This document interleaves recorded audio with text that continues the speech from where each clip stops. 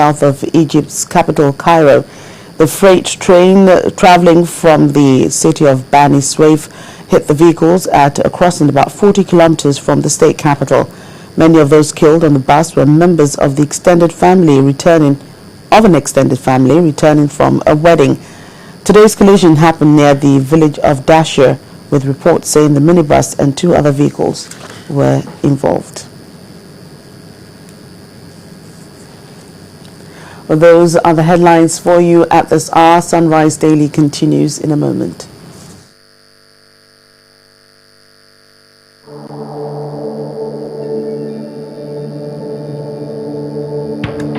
Ask yourself, what does everyone want in life?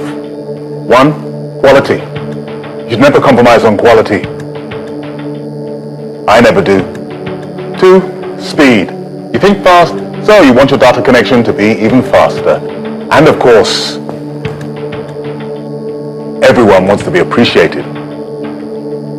Like free roaming. Now you can receive all your calls for free every time you travel. And enjoy free calls on your birthday to call anyone you want. It's our way of saying we appreciate you because you deserve it. Introducing Etisalat Gem. Join the Etisalat network today and enjoy amazing rewards. Etisalat, now you're talking. If you want to know what's trending or you miss your favorite live shows, you can watch it all on our YouTube channel. Simply log on to www.youtube.com/channelsweb.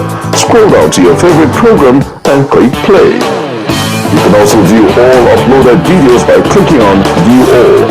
Don't forget to subscribe and get the latest videos. If they are interesting, like them and be heard. Get connected with the channel's television YouTube page. The news at your fingertips. Every day as they happen. Opinions are ours. I lost money in Africa. Sanusi said he couldn't care about the shareholder. For and against, they have to be heard. The government of this dispensation has made a very strong commitment. Yet, bomb keeps going on every day. People are dying and we are talking grammar. Unfiltered. We are the worst advertisement of the product we are trying to pick. Uninhibited. People are contravening and contradicting traffic rules. And issues are laid bare. This is what is called in psychology narcissism. Is worse than megalomania. And the weight decided by you. Face Off. Wednesdays 8 to 9 p.m. only on Channels Television.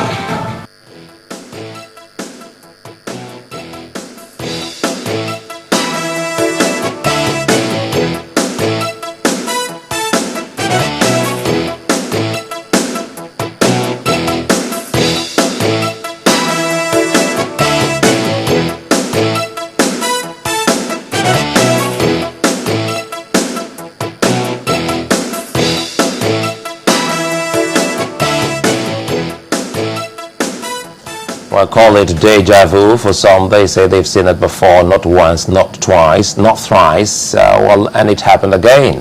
INEC and the outcome of the Anambra elections. Get joining us in the studios this time as Emmanuel Mock, is a public affairs analyst, as well as, someone also in politics. Well, good to have you this morning. Thank you very much. You've been following the issues, the campaigns, as well as INEC at that point in time displaying the voter register, also bringing up a particular number where you can actually call and send some information and get a feedback that your name is on that particular register. We thought it was a fantastic one from INEC, but on that day, well, the people actually said something quite different. Sincerely, it's a shock to me that after the number of times INEC has conducted elections since the general elections, that we should still have this kind of problem in Anambra State. I cannot imagine why so many people will come to a polling booth and their names are not on the register, and INEC displayed those voter registers.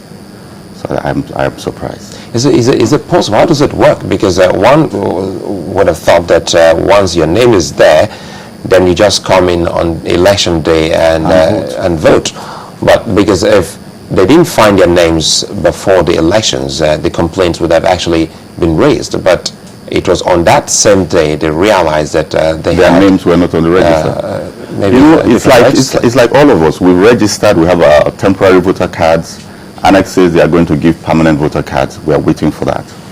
So you can imagine when INEC decides that they are displaying voter registers, maybe 2 weeks to elections, you take it for granted. My name is on the voter register. I don't need to go and verify it again because I was part of the last elections. So for a new election of this nature to now come up and you find that your name is no longer on the register, it means the registers have been tampered with. Now, we even understand that there were some cases where voters actually went to see if their names were on the register. Yeah. Some of them confirmed that their names were there, Yes. but I think some people had complaints, and INEC chairman actually promised that the register will be corrected. Also, there were some errors Yes. with the register when it was displayed. I think I was at, what was that? Was that Thursday, sometime last week. But by the day they were supposed to vote, which was Saturday, Yes. a lot of names had disappeared. From the register, exactly. It was even worse than when it was before it went for correction. You know, what I'm looking at is, if you remember, I think 2010, before the general elections, there was a lot of talk about the import of these digital capture machines for voter registration. And there was a lot of talk that INEC was creating a database such that elections will now be more properly monitored. Votes, you cannot vote twice. You will not be able to register twice. Like when INEC came out this time and said that they caught many people who had done multiple registration, I took it for granted that it is the effect of those machines that they had put in place. So to now have a situation where the voter registers are not correct, so even one of the candidates' name not being there, there's a fundamental flaw with even what INEC had done. We need to ask INEC what's happened to the data they captured, what happened to the data capture machines, what happened to the, should I say, the hardcore on which they stored this information, because this information shouldn't get missing. I mean, MTN has been in Nigeria for 10 years, and you will find that your data with MTN is correct every time. You understand what I'm saying? You go to MTN and you've lost your SIM card, they say, give us like 5 or 6 numbers you call regularly. And once you write out those numbers, and they would verify that, yes, you call these people, and they give you back your number. If you don't give them the right number, they'll say, no, this is not your phone number. So this data, this technology, these things are supposed to be there. We shouldn't spend so much money and get no result for it. Something is wrong. Do you think that we're expecting too much from INEC? Because time and again, we've seen that it was saying that logistics continue to be exactly a problem for INEC. I mean, we have certain rules that accreditation begins at 8 and at 12, voting proper begins sometime after 12, goes on till 4 o'clock, but hardly ever do we stick to time. Yes. You know, logistics, I have been privileged to be in several meetings with INEC. In fact, at one point, I wrote a personal, should I say, term paper and suggestion to INEC, where I brought up 7 core issues. One was that the logistics was, logistics was a critical thing, but within that logistics, staffing, vehicles, location, that's warehousing of materials before the election day, because Anambra is a very small place.